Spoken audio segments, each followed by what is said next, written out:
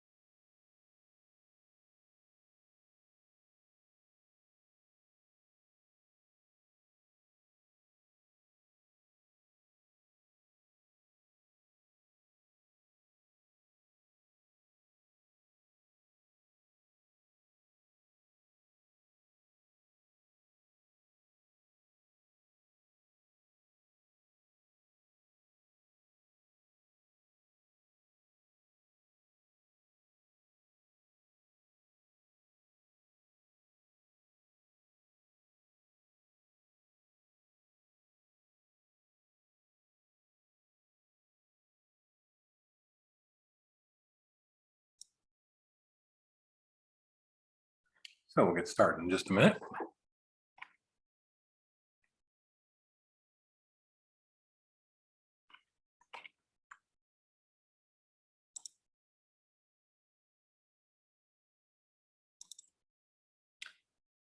If you haven't already, please launch your Microsoft Office.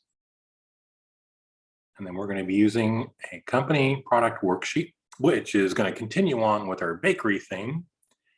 I don't know why we came up with doing bakery items right around dinner time, but I think it was coincidence more than a strategic planning. But a bakery is a company just like anybody else.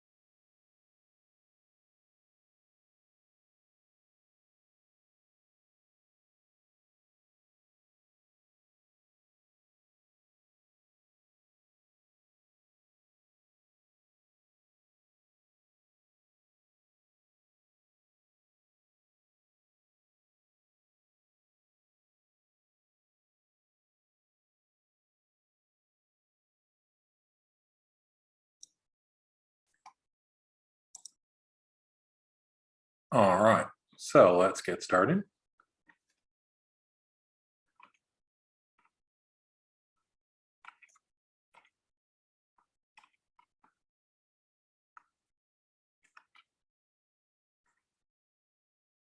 Like I said, if you've already launched Microsoft Office, that's what we're going to be using today.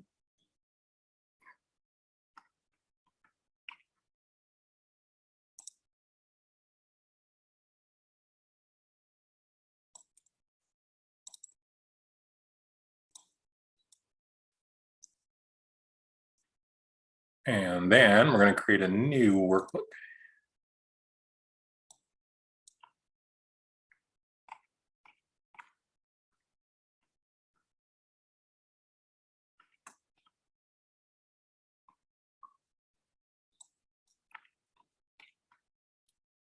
So as our want, we're actually going to create 2 tabs in this workbook.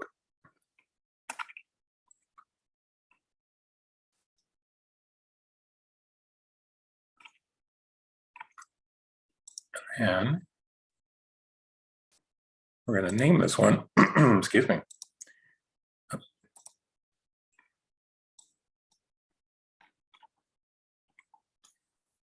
Excel 06. And it's going to be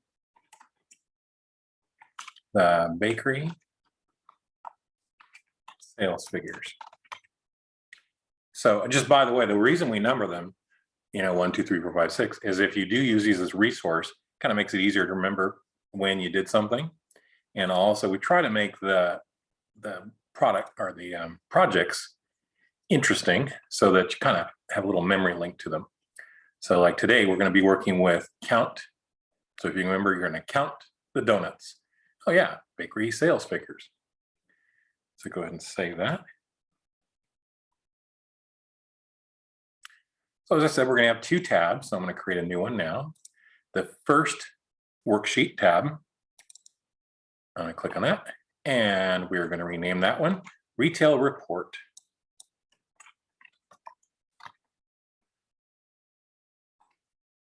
Now, by the way, I could type in bakery retail report. You can actually go to fill up this box here.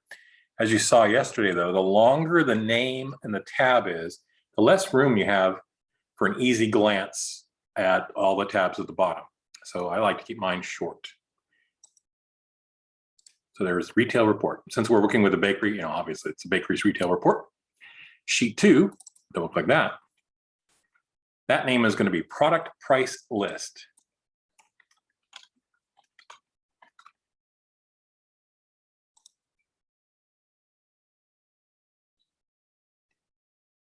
Okay. So we'll start with product price list. If you open up the link I sent you, and you look at that product price list, you'll see here's our products. We got white bread, we got wheat bread, honey wheat bagel, blueberry bagel, etc. So I'm just going to copy these over. This time I'm going to start at A2 and go down to B13. You don't always have to start at A1. If I did, it wouldn't matter because it's blank. I'm going to move this over into my workbook by a quick copy and paste starting at A2. So I get exactly the same, and then widen up column A.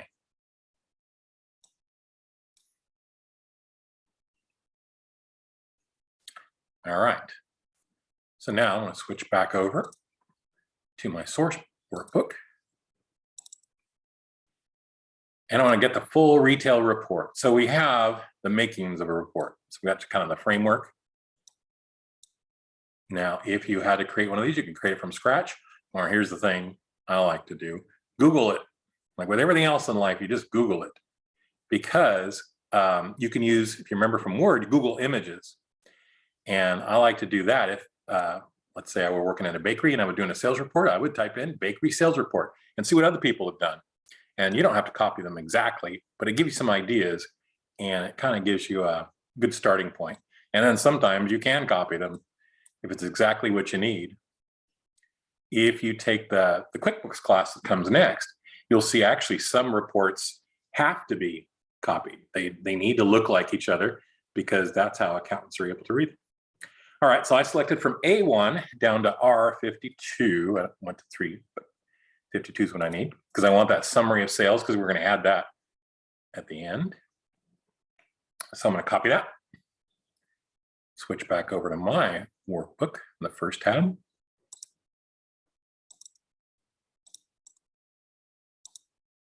And this one I'll start at A1 and let it grow out. Just a quick note on what we did yesterday. If you recall, we had one for each quarter of our company, and we had a different tab. While I have this copied, I could move down here, and instead of creating a new tab, I could paste it here. So the first one, you know, might be for month 1 and then month 2, and you could do this vertically. In the desktop version, I can actually name this range and call it, like this case, February. And then the one up top, call it January. So we're not going to do that because it doesn't really work here in 365, at least not yet. Also, personally, I prefer not to do that. I like having them on individual tabs just because, you know, when you're zoomed in like right here, I really couldn't tell you if I was looking at January, February, or any month. So, but I can tell you at the bottom which tab I'm on. So that's why I prefer tabs. It just keeps things distinct. But I have seen some people do that. And that's one of those things that sometimes they do it because that's the way they learn. And I don't know if you know this, we have a rule that at our school that if any student, and this would include you, if you're ever using Excel and you get stuck on something, we can be your resource. Just give us a call, send us an email, text, whatever, and we'll try to help you through it. Do make sure you get your employer's permission before you start sharing their private information, like in this case, the very important bagel sales information. But if they'll let you do it, then we can try to walk you through it. And it's just a good way for us to see how things are going out there in the real world and what the real world problems are. But I have seen where people did keep multiple months on one worksheet. And when I asked the students, you know, would you mind asking? I'm just curious why they keep it on one sheet.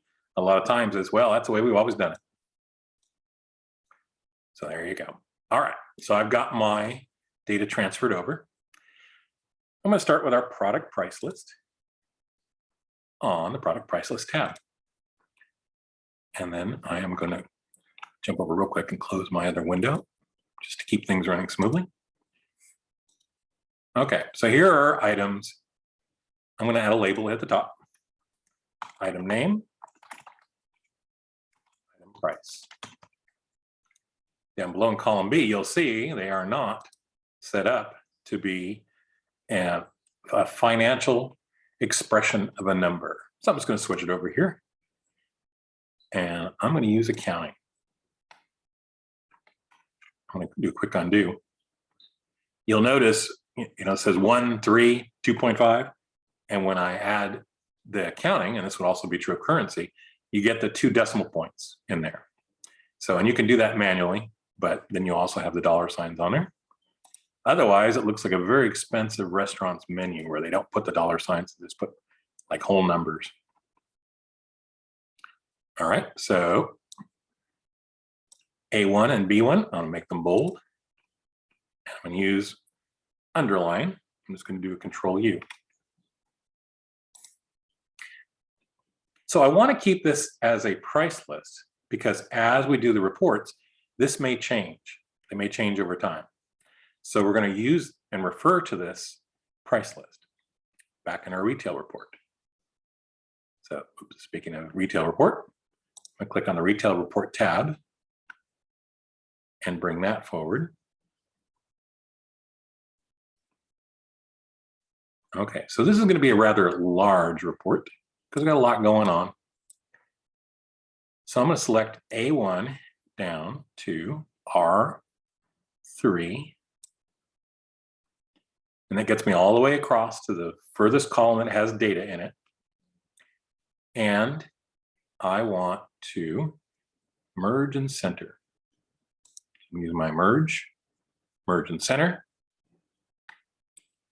I'm going to change the color of my font to a dark blue. And the font size, I want to increase it. So we're at 36.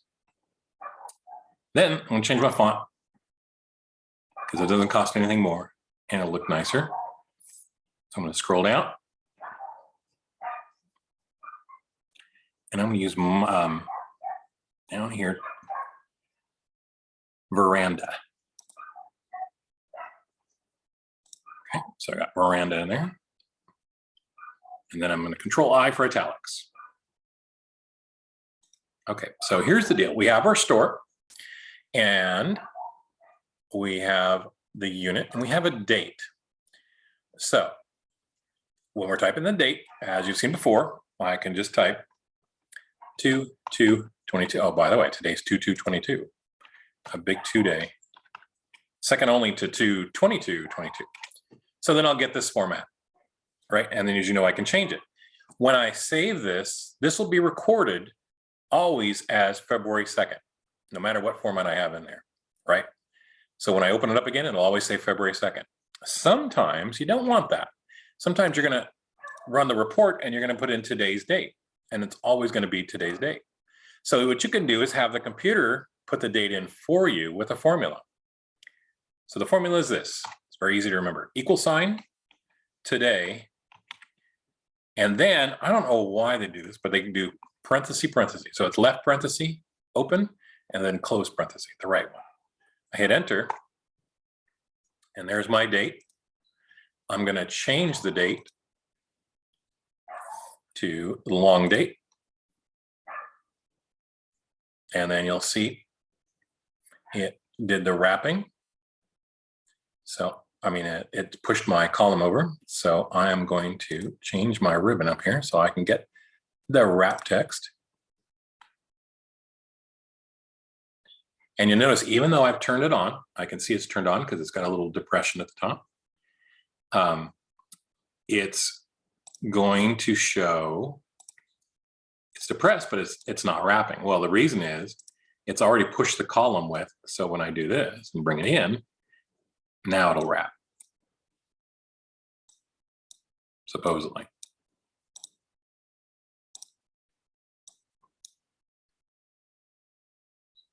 Try extending the row. It's going to be stubborn. I'm going to change my date by going to more number formats. And I'm just going to use 3/14/12. Okay, better.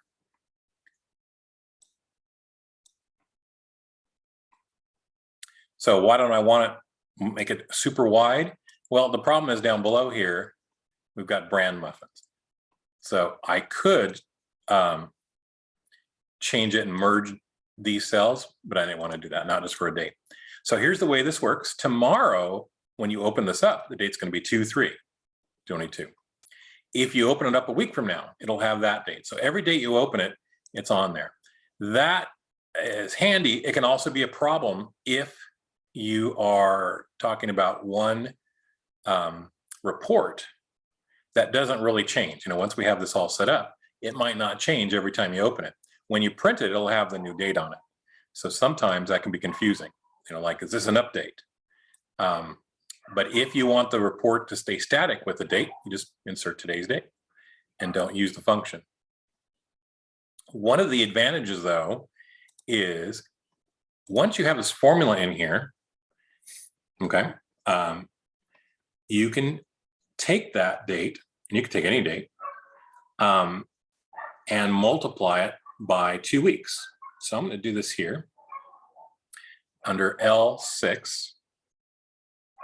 And then I am going to put in the formula equal sign J6 plus 14 days. So you do it by a number of days, not by weeks. I will need to widen that up a bit. There you go. So no matter what date's in here, it'll do the math to give it 2 weeks in advance. So I'm going to put between them through,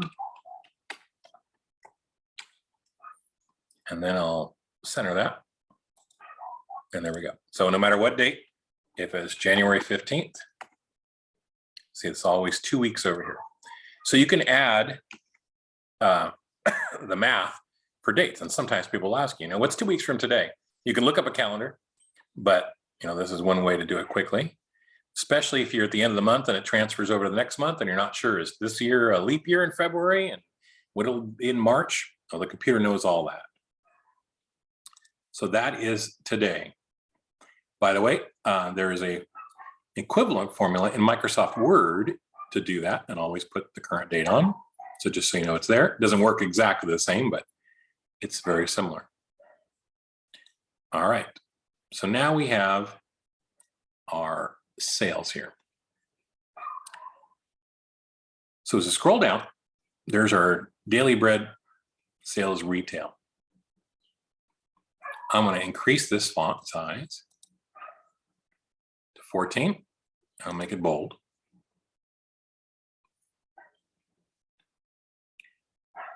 And then I'll come over here to payment type. You'll see down below, under payment type, we have credit and cash. And there's X's there for whenever they paid with credit or cash. Now, they had to do one or the other. No IOUs or anything else. It has to be a check mark in there, and that's going to be important later. What I'm going to do is go to payment type, cell Q11 to R11, and merge and center. I'm going to change my ribbon so I have more room to work with. I'm going to make that one bold as well. And then I want to go to credit and cash, make those two bold, and center as well.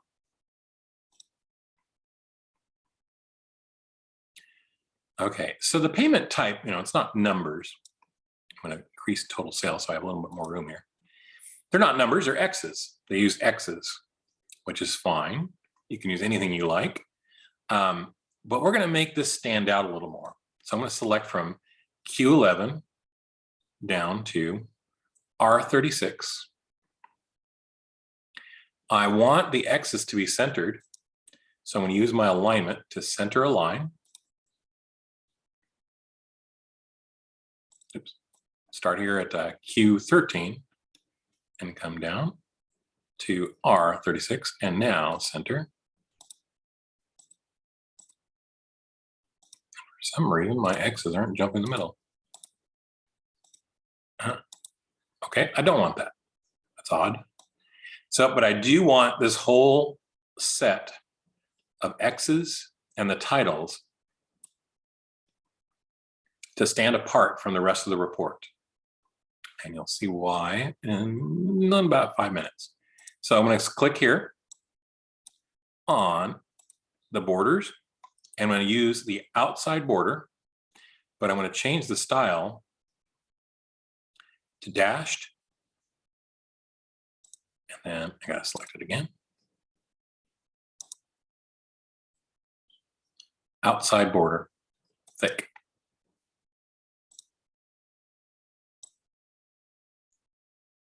It didn't work right.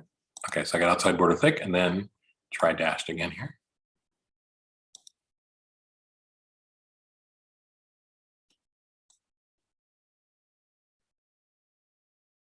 Select them all.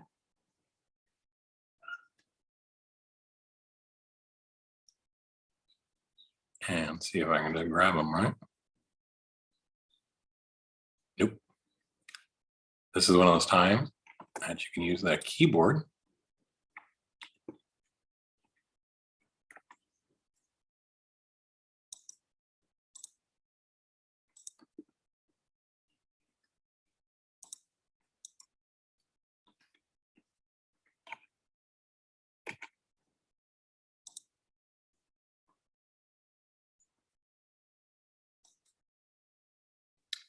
And I overshot my payment type. So I'm going to use the top border to fix that. And now, see here, I've got Q10 and R10 as dotted. I could go here and do no border. The other thing that I do is, rather than mess with that, I will just copy clean ones, like in this case, Q7 to R7, copy, click on Q10 and paste. That gets rid of it. And then I got my payment type. So I've got that dashed. All right, so that way it sets itself off from everything else we've got. All right, so now we're going to deal with our order totals.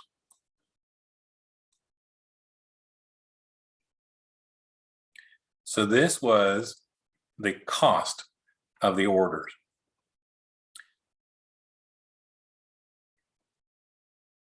All right, you'll notice we have, again, to add the accounting style. So I'm going to select here. In this case, I want my order total, my coupon amount, my tax amount, and my total sales to all be the same style. So I've got the first column selected. I'm going to hold the Shift key and click on P13, and now I've selected them all. So that way, when I go up here to General Accounting, I could do them all in one shot. Now you can't see tax yet in total sales because we don't have anything in there. Okay. So we've got that formatted. If I look in column E, cinnamon, the word cinnamon is too long. So even with word wrap, I'm going to stretch it out some. Wheat rolls, just enough. In this case, my headings are a lot larger than the data down below. So I want to stretch them out. I can just, barely do it. And they're without spacing them out too far.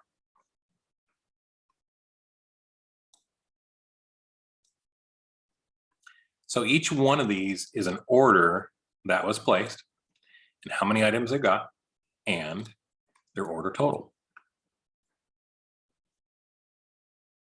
Some of them used a coupon. I don't know if you saw in the news that I think Burger King and some other places are going to drop all their paper coupons. It's all going to be based on your phone, but nevertheless, you'll still have to count for coupons. And then we have the tax. So let's add our tax in. Now we've done this before. I'm going to go up here to sales tax rate. And right next to that, I'm going to put in the sales tax rate. So if you recall, it's 7.88%.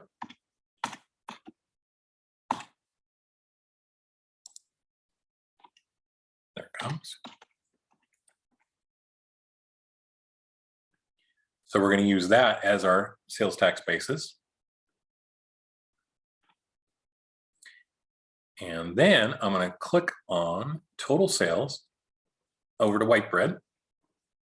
I want to make those bold. Now what's going to happen is I just adjusted them, and bold might push them too far. So I might have to go back and check my adjustments. But I also want to make those centered, just to be easy to read.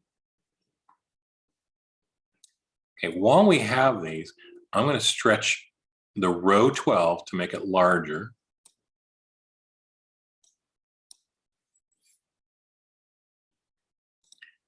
So that way, they're standing apart a little further.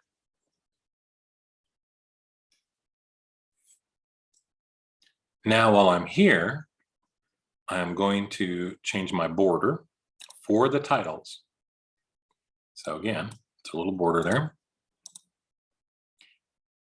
And I'm going to use the border style is going to be just a solid line. And I'm going to tell it to do the line underneath. So it draws that line. I do have to do column I and adjust it, fit blueberry and everything. All right, so while we're here on our titles, you'll see we've got here 2 text alignments. So this is a little different than Microsoft Word. So we've been using the horizontal alignment. You can also align it differently vertically. So, for example here, I could line to the bottom. So I can use bottom align. See what it did? It moved all of my text down below. Okay. So you've got the center alignment for the horizontal, but you also control the vertical here as well. So let's say I wanted it right aligned at the top. So I can do that. Now each of my titles is generating from the right, and it's at the top of each cell. But I'm going to make them both centered.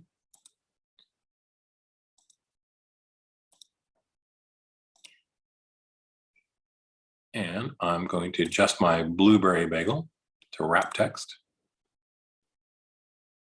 And then widen up column D.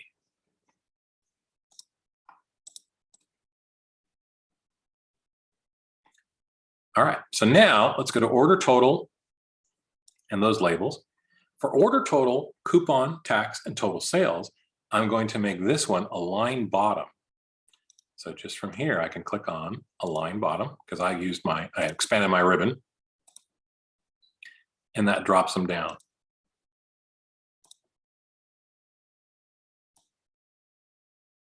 So again, I'm just trying to distinguish the columns.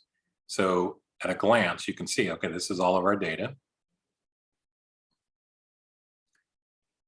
And at the top here,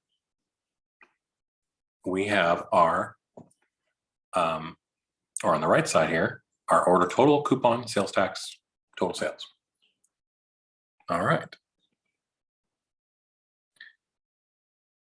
Okay, there's something else we want to add. And we currently have our product price list. So what I want to do is I want to include the products in my report here. So we already have them listed here, but I want to group them together.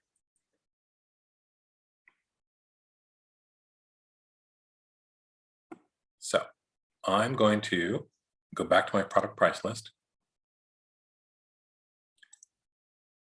And I want to give them a number.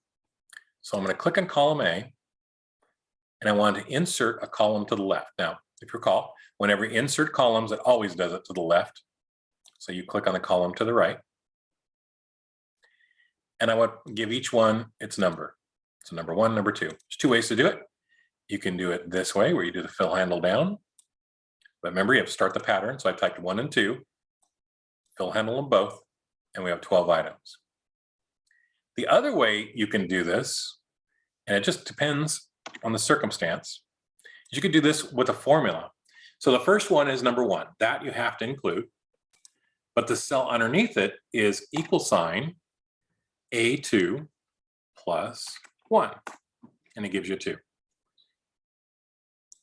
You fill handle all the way down, and there you go. Does it make a difference? Well, it can if you were moving this around, and you have, let's say you're going to add some in between here, between cinnamon bagel and wheat roll, you can insert a row, right? And then type something here. What's going to happen is if these are static numbers where you've just listed the numbers, they won't automatically update. So sometimes you want to do that. But either way, get you to the same spot. They display the same way. So we have 12 items. All right, let's go back to our retail report. So I'm going to insert a row here between rows 3 and 4. Click on number 4, right click, insert rows. And as you recall, it always inserts a row on top. It duplicated the width of my merged row, and I don't want that. So I'm going to squish it down to approximately the same size as my others.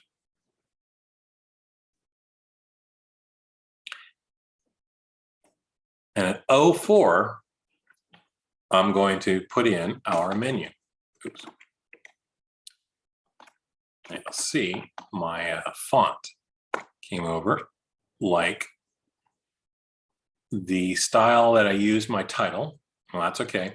I can't see it, but I do have that format paintbrush. So I'm going to click on the word store, format paintbrush, and clicked on the type. Our menu at 04.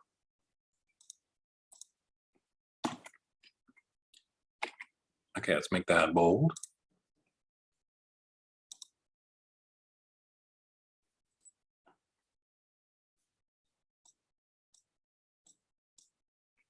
All right, so our menu is going to show those products. So I'm going to start here with equal sign, and I want to extract that information, but make it a live link to product price list. So I've got equal sign, product price list, white bread.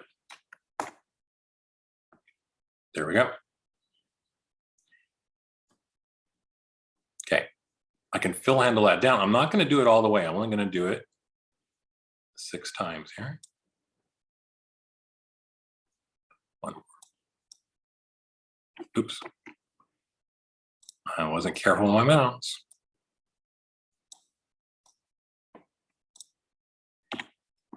Okay, as I fill handle down, you'll see it brought over the word. So that was the point of this, is you can use the 3D formula to bring over numbers, but you can also do it for text.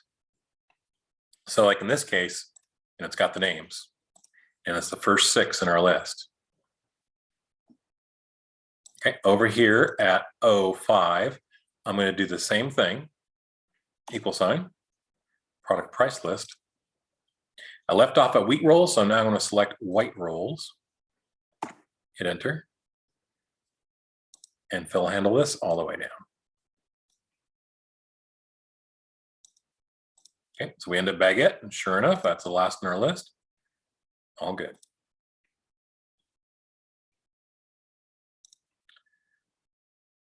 So see how that works? The other way I could have done it, let's do a quick clean. All right, so I have this one working. I happen to know that I ended up at B7, so the next one has to be B8. So what I could just do is copy this formula, click up here at Q5, clicked on my formula bar and pasted and changed that 7 to an 8, and then fill handle down. All that does, it keeps me from having to go back to that tab. In this case, jumping from tab to tab is pretty easy because they're very close together. However, it could be that the product price list is 16 tabs over, and I don't always want to have to go back and click on it. So that's one way that you can do it. You can modify the formula is just like we've modified other formulas. So the point is there's no difference in this formula. It's subject to modification just like everything else, like sum and if and all that stuff. All right, so now I want to make this kind of like a little menu board. So I'm going to click from 04 down to R10. I'm going to pick my borders and I'm going to use the heavy border outline.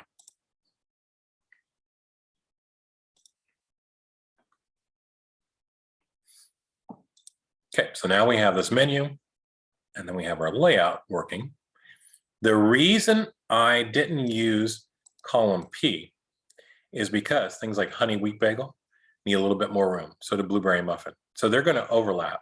I'm going to let them, because the other option is stretching out column O, but now my sales tax down here has too much room. So that's the compromise. You can fill around with like word wrap, like in this case. I could have done that and get that. So it's kind of basically whatever looks best for what you think. So there are different ways of doing this. This is one. The other thing you can do, if this is not going to be changeable, in other words, it's going to be static, you can actually go here to product price list.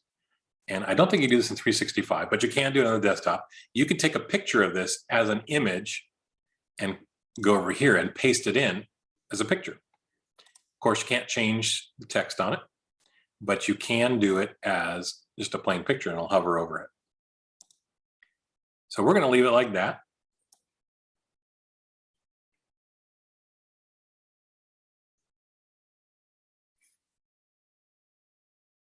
Okay, over here at white bread, we have the title here. We want to do that as well, being a link to the other worksheet. So this time it's going to be equal sign, go back to product price list and white bread.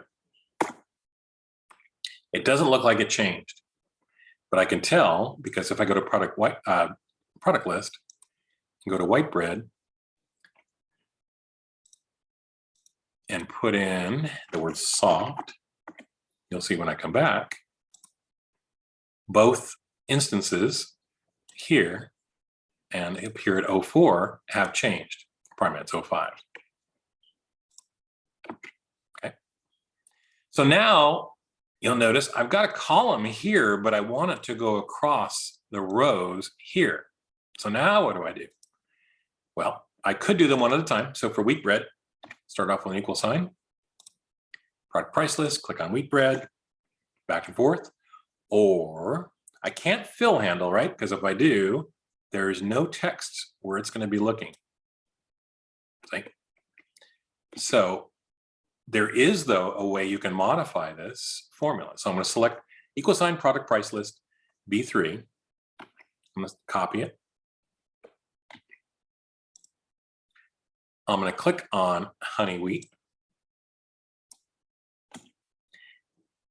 Paste in my formula. And what comes after B in the alphabet? C. And it didn't work. What did I do? Oh, I'm sorry. I went the wrong way. It's not the alphabet. I need to know it's my numbering. So B is the right column, but it's supposed to be B4. And it's still, what did I do?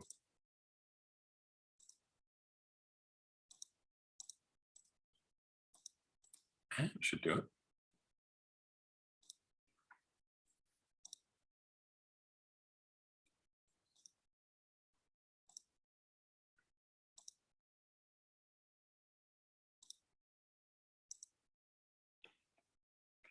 Oh, huh. Okay, you want to see what I did? I don't know if you can see this. I outsmarted myself. See how it has the word bagel here? Here's what happened. I have the formula incorrect, or typed in correctly. I can't say that right. The formula is correct. However, I clicked on the name and it had the whole name of my product still in the list here. So you'll see all this gap in the word bagel. So you can't have text in the formula, and that's what it's doing. And I could tell that because I saw down here, it says the word bagel. I was thinking, wait, where did the word bagel come from? Well, let me undo this. When I typed it in, I had to make sure that as I type, let's go back. See, there's honey wheat bagel. You see up here, I'm only seeing honey wheat. What I should have done is deleted first the heading here. Now copy this over.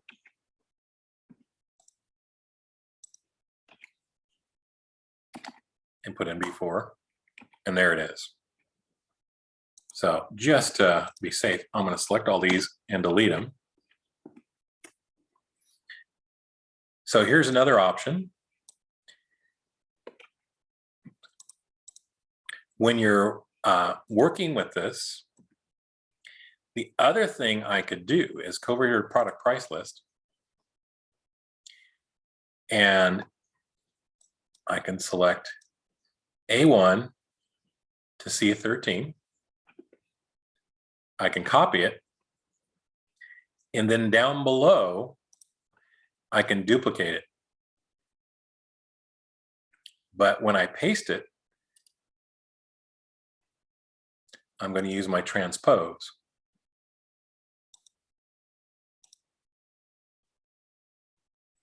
See how that works? So now on my retail report, let's wipe those out. I can do my fill handle.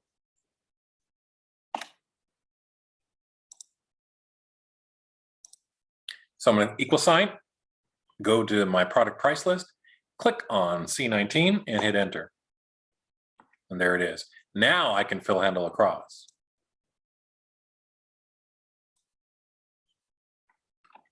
Did I miss one?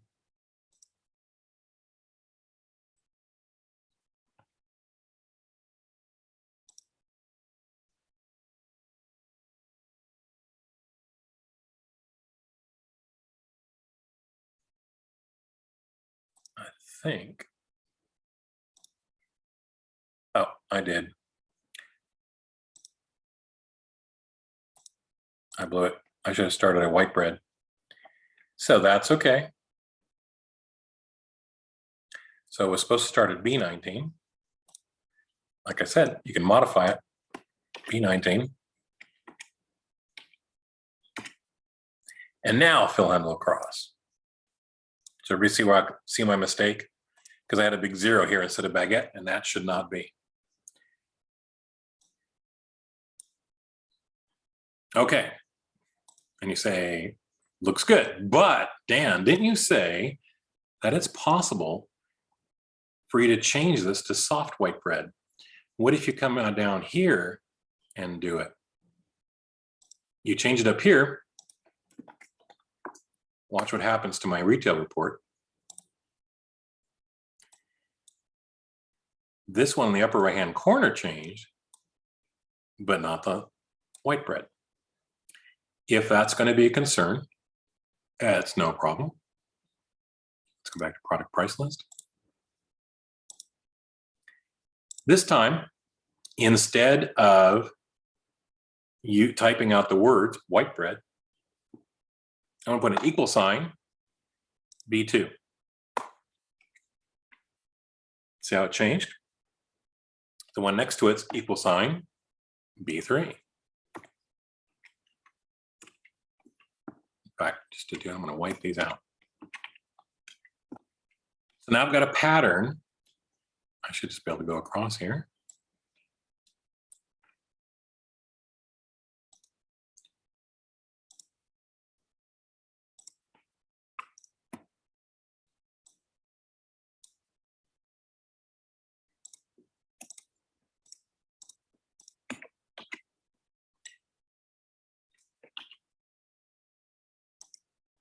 And it didn't do it. So I'm having to do these manually. But what I'm doing is linking these to their equivalent at the top.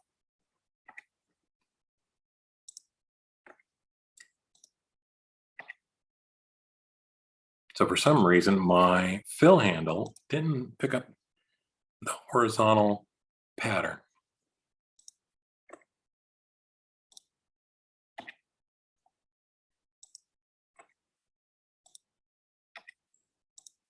Oops.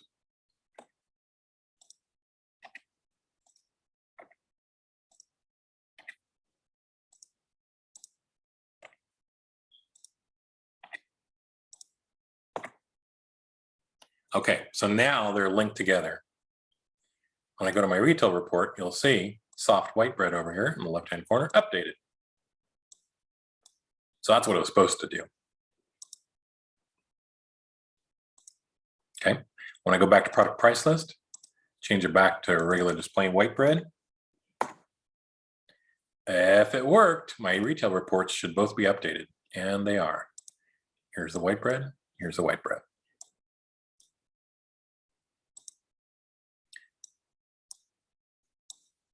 So the point of that is when you put in the equal sign, it's not always based on numbers, meaning the text also can be equal. In other words, on the product price list, this white bread is equal to this white bread, which is equal to this white bread and that white bread.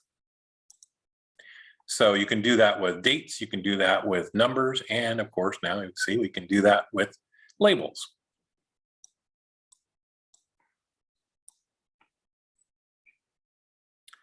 All right. Well, there's no questions on that. It's 6:56. It's break time. We'll take a 10-minute break and come back at 7:06.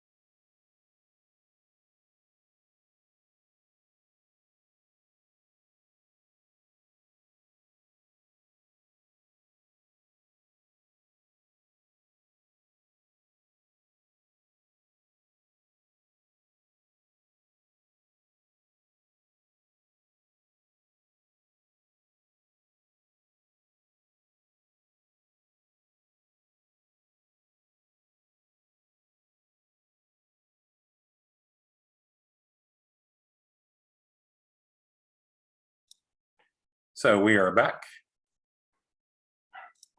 And we're going to keep working on our worksheet here. So the next thing we need to do is fill in our totals. So we've got the order total and we've got coupon. So that's been put in for us. What we need to do is do the tax. So as you recall, it's going to be equal sign, but we're going to start off with our order total. We don't want to tax the coupon, right? So it's equal sign. And then I'm going to start with M14 times, and that's the asterisk. And then I'm going to select on M4, which is our sales tax rate. But I need to put in the absolutes. So before the M, I'm going to put a dollar sign. I'm sorry, it was M5. So M5, dollar sign. I was looking at a distance, and because my eyeballs didn't line up right, I looked at M4. But when I clicked on the 7.88%, it told me it was 5, not 4. So that's the handy little colors coming into play. Okay, so you'll notice that comes over and it carries over the formatting that we had set up before. And we're going to select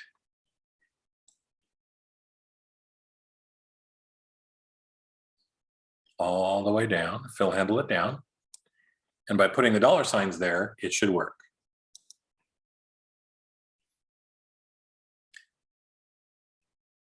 So in this case, it would be an after tax coupon, right? But let's say instead of this, we want to deduct the coupon amount and then tax that. I could insert a new column and say the new column, total after coupon applied. Or what we're going to do is we're going to take the formula we just entered and we're going to modify it. So I get equal sign M14 times the sales tax. What we're going to do is change that. So we're going to say we want to deduct coupon at N14 from M14, then do the sales tax. Okay. So to do that, I'm going to click in my formula bar.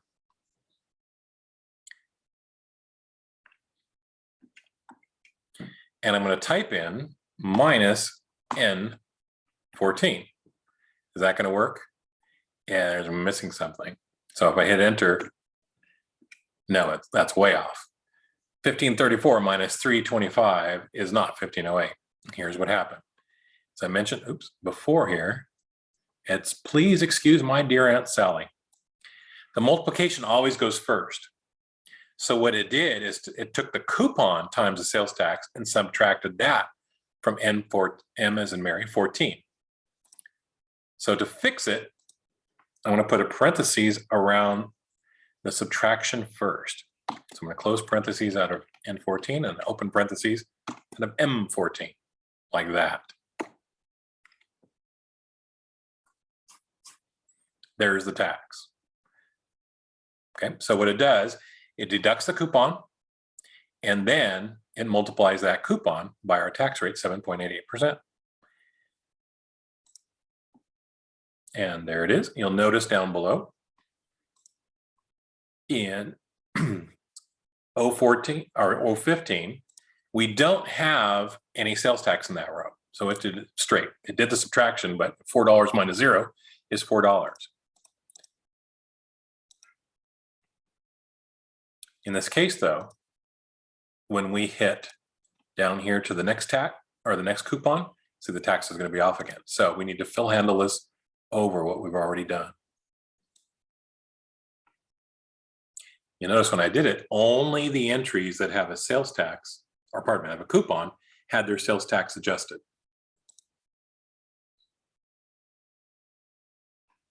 Okay, so in sales, depending on the sales. Now, first of all, in California, we're talking about bread items and food items. They're not sales taxed.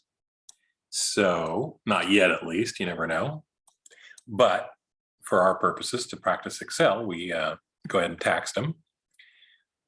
Then we set it up so the coupon comes afterwards. Now, if you go to like a restaurant For example, Denny's will give you a birthday meal, but they charge you sales tax based on the original meal amount and then do the deduction. So it can go either way. In our case, we took the coupon off and we're just saying we're lowering the price for these sales and taxing on the remaining sales. So now to get to our total at P14, it's pretty easy. It's going to be like we did before, but we can't use the sum because we got that coupon in the way. We don't want to add that back in. So it's equal sign M14 plus the sales tax, O14. So it leaps over the sales tax, or pardon me, the coupon, to include the sales tax. So we did the order total plus the sales tax and fill handle that down.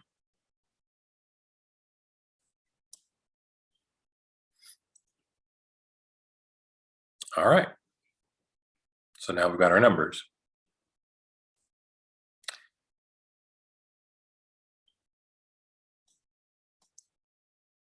On the far left-hand side, underneath all of these little numbers, I want to put a total for each product.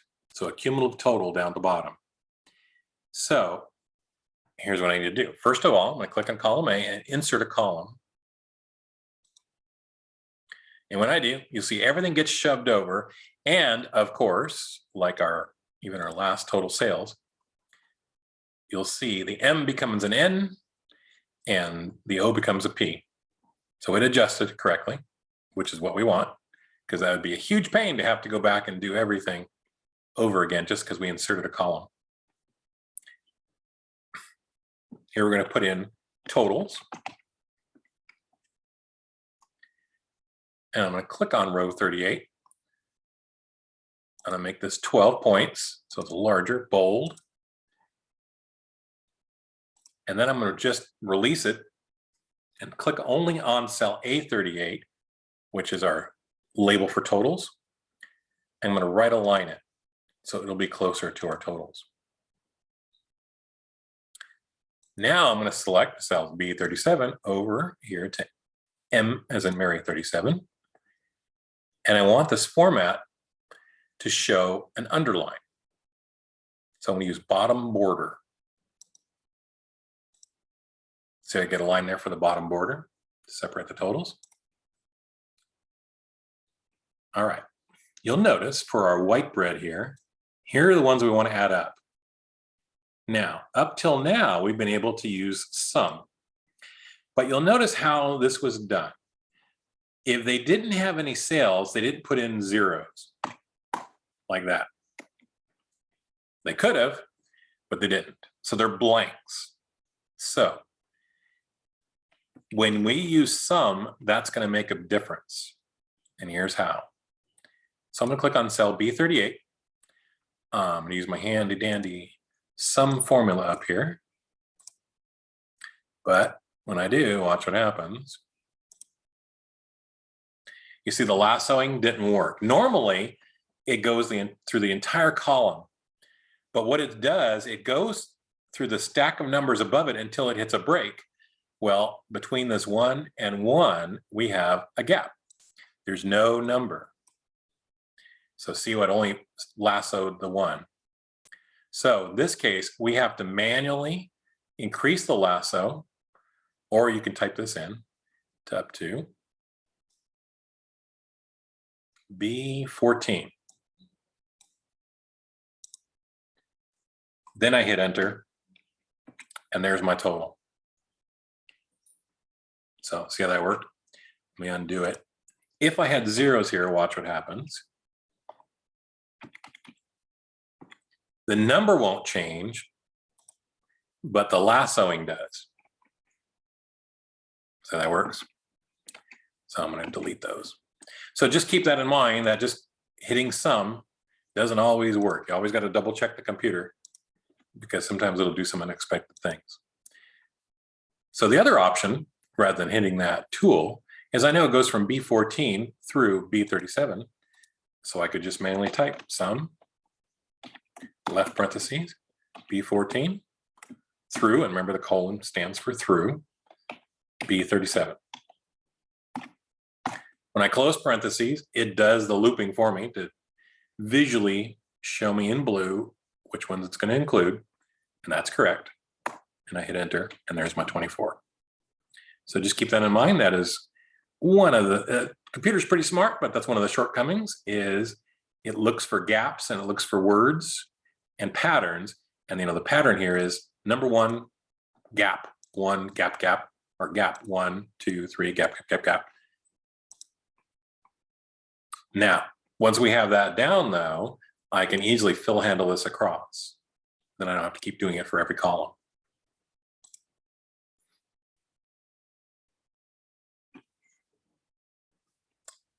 See how that worked?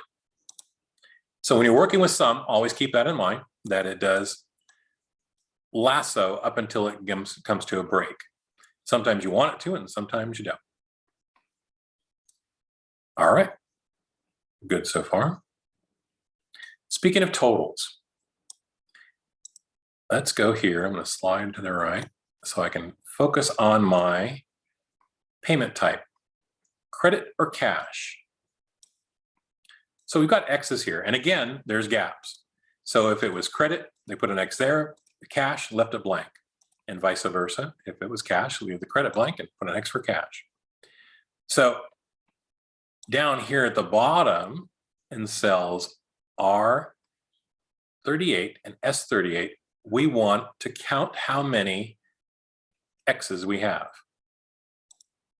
So you remember yesterday we worked with count. Well, there's another formula. So I'm going to click equal sign here, click in my function, and we want to use countif. Now, as I scroll down, I have it here in my most recently used. You may not see it there. So if you don't, you can just key it in manually. But I'm going to click it there. You'll see it's made up of two categories, the range and the criteria. So the first thing we're going to do is in countif is just like we did count. We have to select the range and then put a comma and tell it what we're looking for. Okay. So I'm okay. And it's going to come up with typing in the word countif. All right. So it goes countif left parentheses. So the first thing I want to do with this is select all the cells again. So in this case, it's going to be, I think it's R14, right? Yep. R14 through R37. You can see that over here. That's correct. So that's the range. Now, if I were just doing count, I'm done. But what it will do is it will count entries, but that includes like spaces. So what we want to do now, though, is put a comma. Oops. Let me do that again.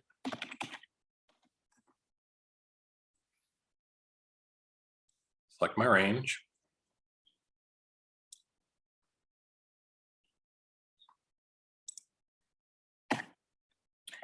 And then we're going to tell it what we're looking for. So I have to use a, because it's a word, it has to be in quotations. Yeah, I just did it again. There we go. So I put a quotation mark, X, end quotation mark. And that's it. So whenever you have an open parentheses in any formula, you have to have a close. That's kind of a rule. If it's by accident, then you have to remove the open. But in this case, because we have an open, we had to close it. And there we go. So it equals 14. If I put a space up here, nothing. I put a 0, still 14. If I put a Y, still 14. If I put an X, 15. So see what it's doing? So see how countif works?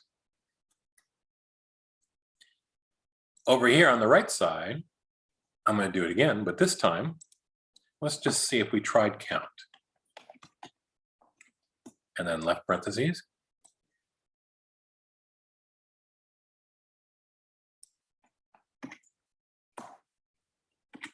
See what happens? Because count counts numbers in the cells, And these aren't numbers, these are letter X's. I could replace these, oops, I left my Y in there by accident. So I could replace these with zeros. That wouldn't look like it makes much sense on my report. So we're going to use the countif again. I could fill handle it, but because we've only done this once, let's practice it a bit. So I do what I call freehand, where I'm just going to key it in, or you can always use the function again. And now that we've used countif, countif should show up in your most recently used functions. And that just gives you a quick reminder of what it's looking for. Oops, I missed sumif. I meant to click countif.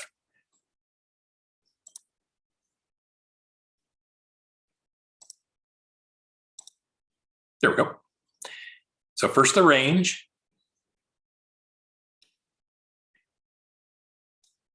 And again, that's S14 to S37. And then the comma. And I'll tell you, if you use these and you're not using the function button, the thing people always forget is that comma. And I do it too. So just remember it has to have that separator. And the commas, that's all it is. It's a separator between the range and what we're looking for. Remember, it has to be in quotes, the letter X, and that's our criteria. Close quote. Remember I said you have to have a close parenthesis for every open parenthesis. You have to have a close quote for every open quote. Hit enter. And there we go. So it did the count of the X's. So that's how countif works.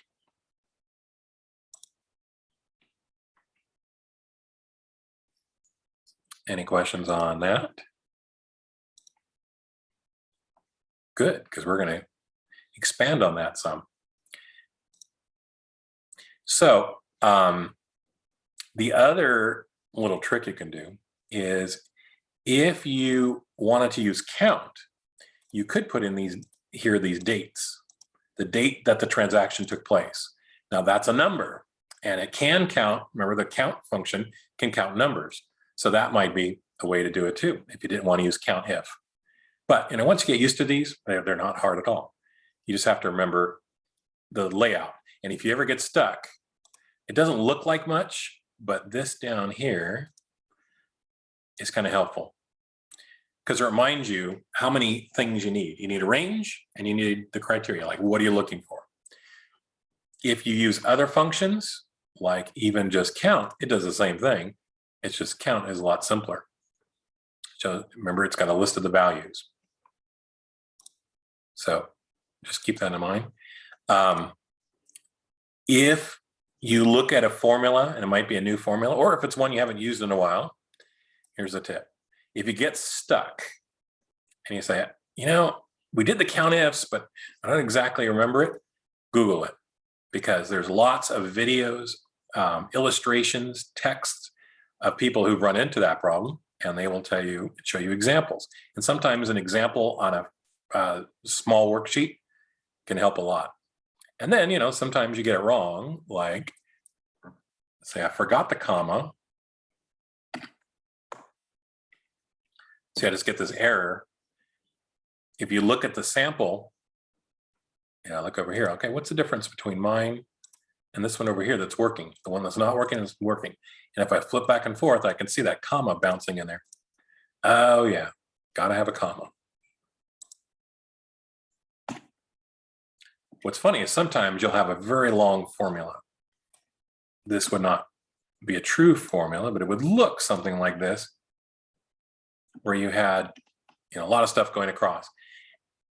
And you can do that. Each one that's inside another formula is called an embedded formula.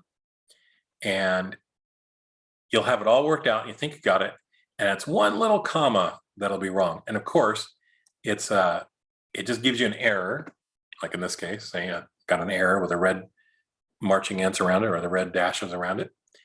And like a car, it says engine problem. It doesn't tell you exactly what it is, so you have to diagnose it. So that's one of the things to always look for, by the way, is check those commas, make sure they're all in there. And then parentheses is another one, and then quotation marks. So see how countif works? And count can be any kind of condition. if instead of X's, it was yes, no, you can count the yeses, you can count the no's, you can count the maybe. The other way to do this is, let's do it over here, payment type.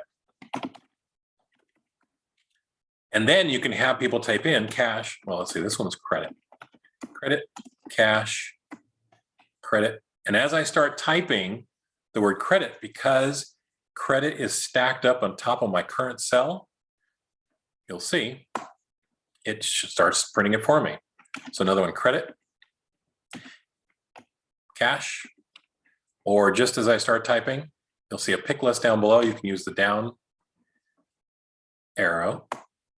There we go. So then what you would do is you could use the same formula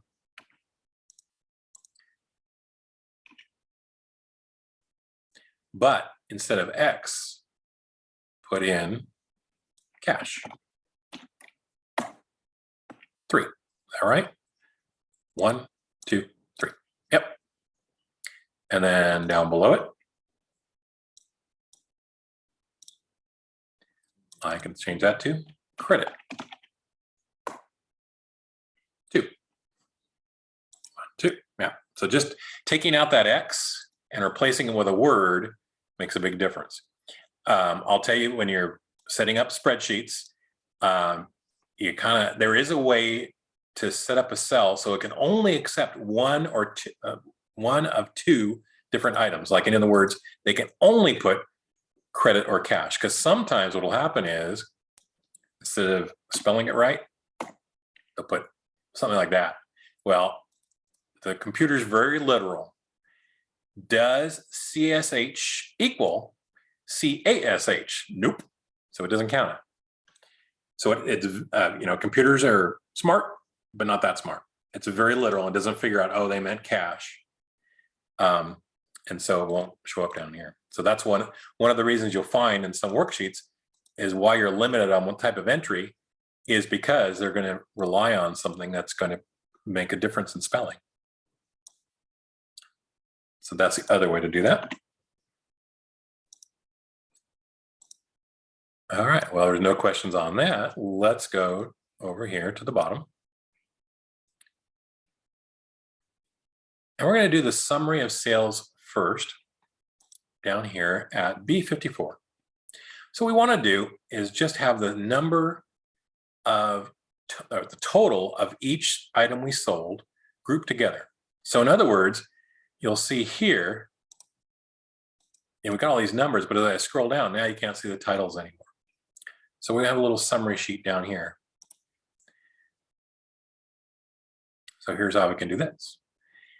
I could copy these titles and paste them, or because, like I said, they just might change, what I'm going to do is down here in summary of sales, I'm going to put equal sign and start with my white bread.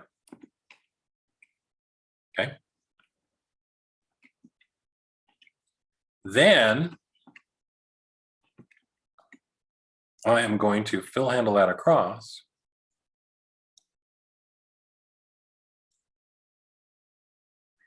And there they are. So that gives me my labels. Now, again, I need to wrap the text. So you'll see this little tool here. On the short ribbon, it's AB wrap C, like that. That gives me that. Or I can take my white bread here, use my format paintbrush, click on the format painter. And now select all these cells from B54 to M54. And ta-da, they came over. And now I'm going to use the equal sign again and click on B38 because that's where my total is. And fill handle that across.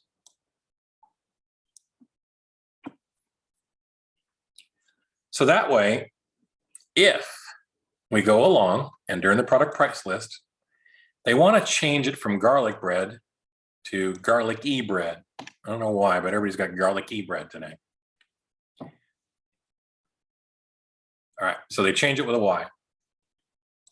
Go back to the report if you look at our garlic bread, it changed here. And because this garlic bread is the same one down here, it changed too.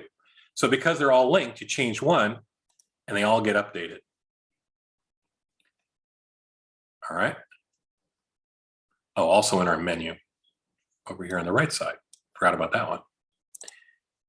So that's the advantage of linking them, is you update the one on the price list, everything else gets its updated. You don't have to go through and look at it, do a search. You can do a find, just like in Word. Control F is find.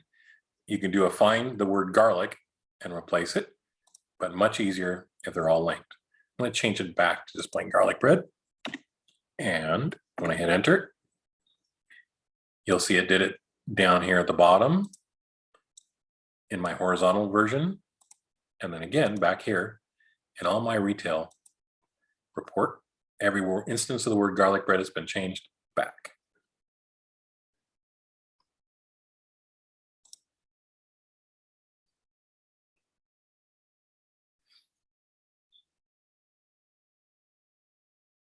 All right.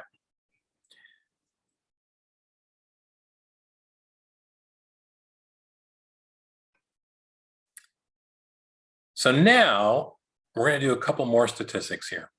So we've got coupon sales. We want to know how much did we give away in coupons. Okay. So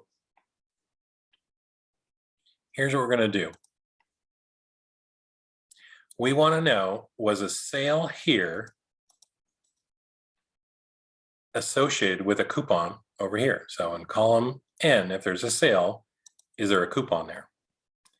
And the first one says coupon sale. So if it has a coupon, we want to add in the total. If it's blank, we don't want to include it. So here's how we're going to do it. We're going to use SUMIF. SUMIF works like countif. And it's basically, if there's a number here in the coupon, then count the number next to it. Okay, that's the first one. So for coupon sales, we're going to use our function. And if I don't see it here, I can use the drop-down list.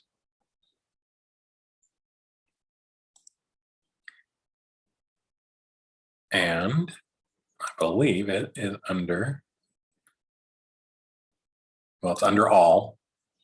And just scroll down to the count.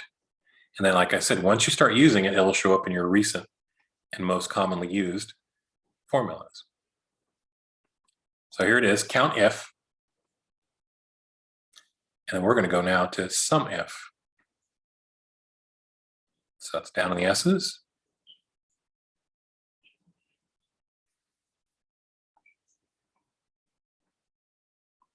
There it is, right next to sum. So in this case now, it tells us we need a couple of items here. The range criteria and the sub-range, the sum range. And then we're also going to need to tell it what we're looking for. So I'm going to click on SUMIF here.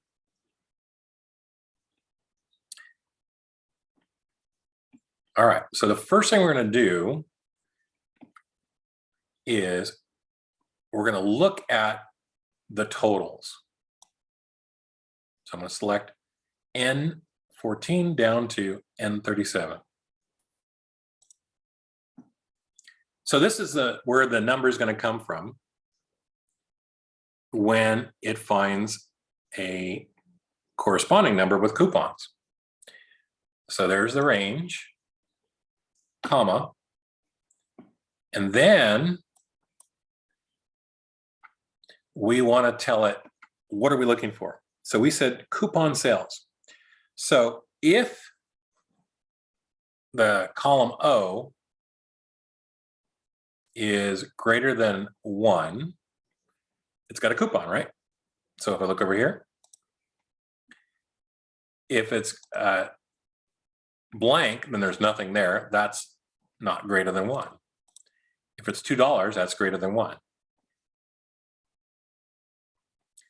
So I'm back here again, equal sign. And let's do this again. And I think last time I had lassoed the wrong ones. It's supposed to be column O, because this is what we're analyzing. We're telling the computer to analyze. Oh, I don't have my SUMIF. Let's type it in. All right. So what am I going to say? I want to say greater than 1. Now I can do this because those are all numbers, or not, oops, not 12, 1.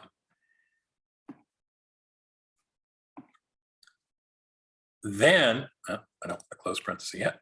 That won't work. I want it to draw from the column next to it, which is column N. So I'm going to put another comma. This one gets 2 commas.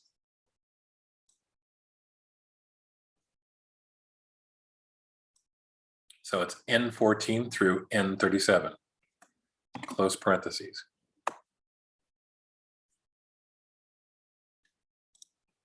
So see what it's doing? It's going through and looking at column O and says, okay, if there is an amount here, then it's greater than 1. I'm going to pull the number from this column, column N. See how that works? This is not the total of coupons. If I wanted to see that, I can click under here and do my total. And you'll see the numbers different by a lot. See, that's 1875 in coupons.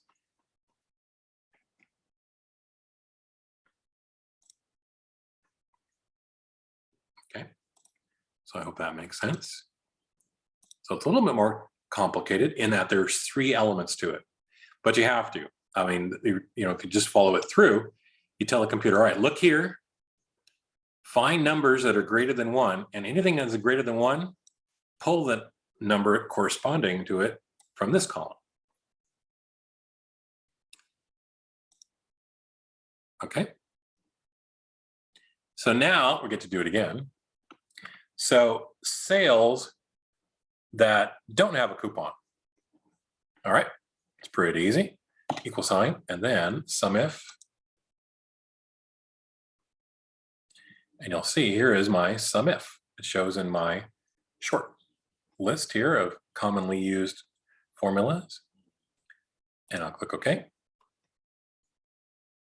So it's actually the same formula. In fact, I could have edited the one I already had. We're going to tell it, look here, column O. So it's O14 through O37. Good. Comma. And this time, if it's less than 1, meaning nothing's, 0, basically, because we don't have negative coupons. That'd be funny, actually. Here, have a negative coupon. Now you owe me twice as much. Oh, don't type -1. Less than 1. So that's the less than sign.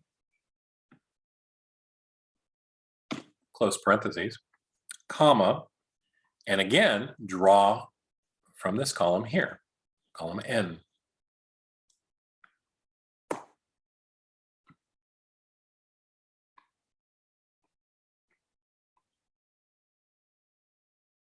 Is everybody clear on the greater than signs and less than signs? So that's greater than, and that's less than. And like 5 is greater than 2, and 1 is less than 3. The way I was taught in the 3rd grade was you always look at the wide end and look at make it in your mind like an alligator, and the alligator always wants the bigger number. It's always hungry. So it always points to the bigger number. So that's a little trick that I learned. Okay. So that's how SUMIF works. SUMIF requires, in this case, 2 columns. It's going to require those ranges because we're summing up. So now we're going to do another one. We're going to do the credit sales. So it's the same thing. So we're going to start off with an equal sign. And we're going to do the sum if.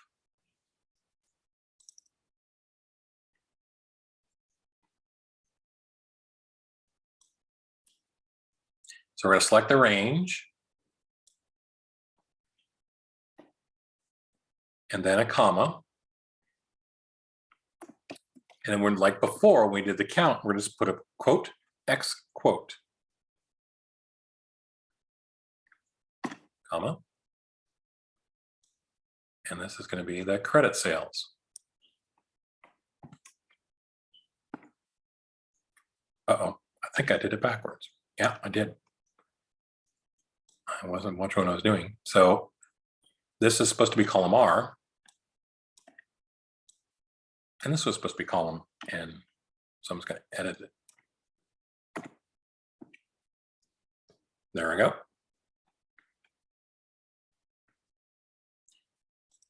So let me do that again for cash sales and do it right this time. So if we click here, we're going to do the sum if.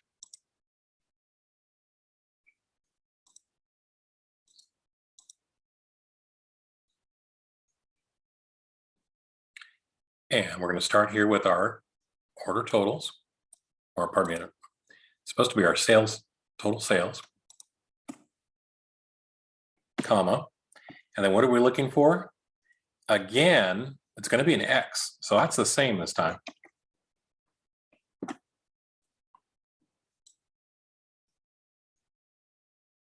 I'm going to select here cash. So that's range S14 to S37. Close parentheses. Oops, did I do it backwards again?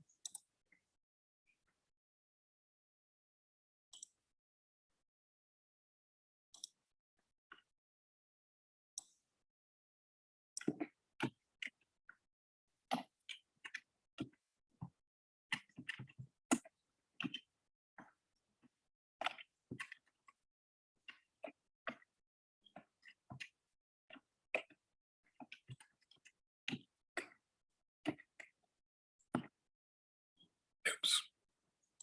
I hit a function key. There we go.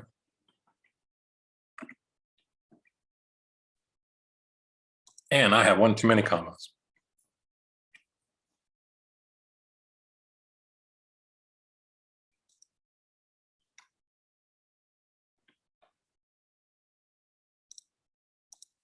Actually, I didn't have one too many. I had it over to the left. There we go.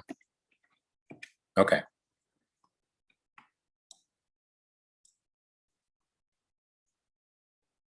So again, we're summing if the total sales shows up with an X over here for credit, it's a credit sale. And then the other column is the cash sale. The one thing you can't do with this formula is you can't select all of them like this. Because what happened is if you select both columns in your range, they would have a, it would mess it up because everything would have an X.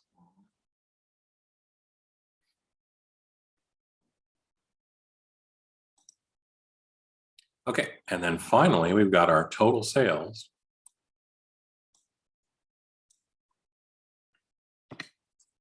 This one is just the plain sum.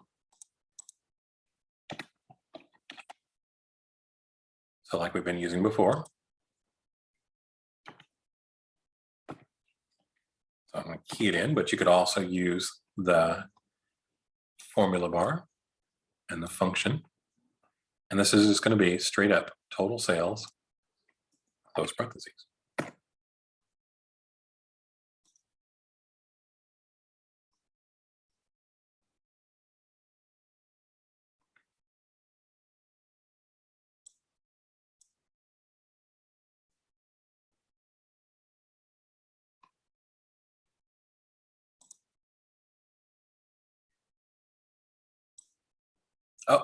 Oh, thank you, Myra. You're right. I did make a boo-boo. I used our order total amount rather than total sales when I was doing my credit sales. So I didn't pay attention. It's okay. It's an easy fix. I know my total sales here is in column Q, not column N. So if I go down here, I meant to do this as an opportunity to show you how you can edit your formulas. So what you can do is just change the N's to Q's. There we go. Yeah, that's right. So thank you. That was a good spot. See what happens when you're not paying attention. Get too excited about the formulas and you forget the numbers. So it has to make sense, the total sales. The other way you can check it is if I've done this correctly, then the other way I could have done the total sales is equal sign, credit sales plus cash sales, and hit enter. There they are, exactly the same. So that tells me I got them all. If it weren't the same, then something's wrong in my formula. Does that make sense? And the other thing I could have done, I could have put a total down here and compared it that way. So sometimes I have found that I'm putting totals for whoever's going to be using this, right? For their benefit. So you can read it and see here's the total sales. But sometimes I will do it this way. So I've got my sum here under Q38. That gives me the total. And then down here, my total sales, I would add these two up. And by the way, I did a plus. You can also do sum. As long as it's more than one cell, you can use the word sum. It makes no difference. So these two numbers should be correct and should add up. And they do. So that's just one more way to double check yourself. And then if somebody came along and changed things, it shouldn't matter how they've changed it. The formula should still work the same way. So if this one, let's say, at cell R35 became a cash sale, then everything gets updated. These two numbers get updated, but the total amount's the same. Reverse that. If somebody deletes, now how would the number not be the same? If somebody accidentally deleted an X, you'll see my total sales now says 450, but my sum says 462. So which number am I going to believe? This is a much simpler calculation with just the plain auto sum. So I would look first over here at my cash and credit sales and say, okay, wait a minute, they're not adding up. And then you kind of have to do some searching and you say, uh-oh, somebody took out an X. And by the way, it doesn't matter whether it's uppercase or lowercase, it still counts as an X. Excel does not distinguish that. Word will make a big fuss over whether capital letters or lowercase letters are used. Excel doesn't matter. It's an X, whether it's a big X or a little x. So I'll just change it back to keep it consistent.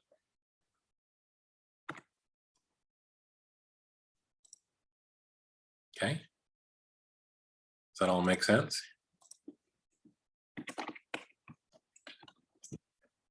So if you have trouble with any of these, the thing to do is practice. We used kind of a large worksheet here.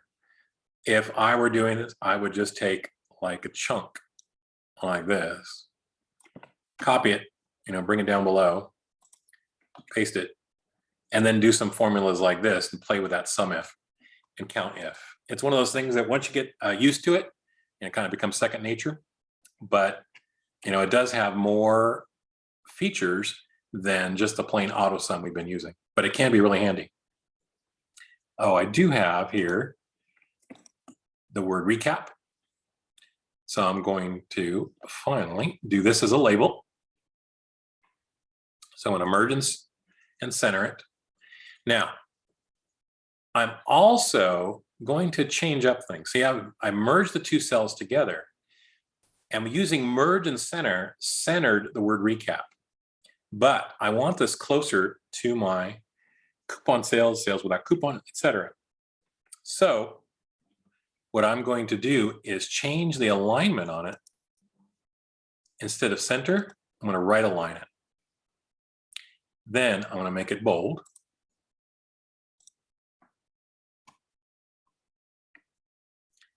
And then I'm going to select from cell B42 over to F49.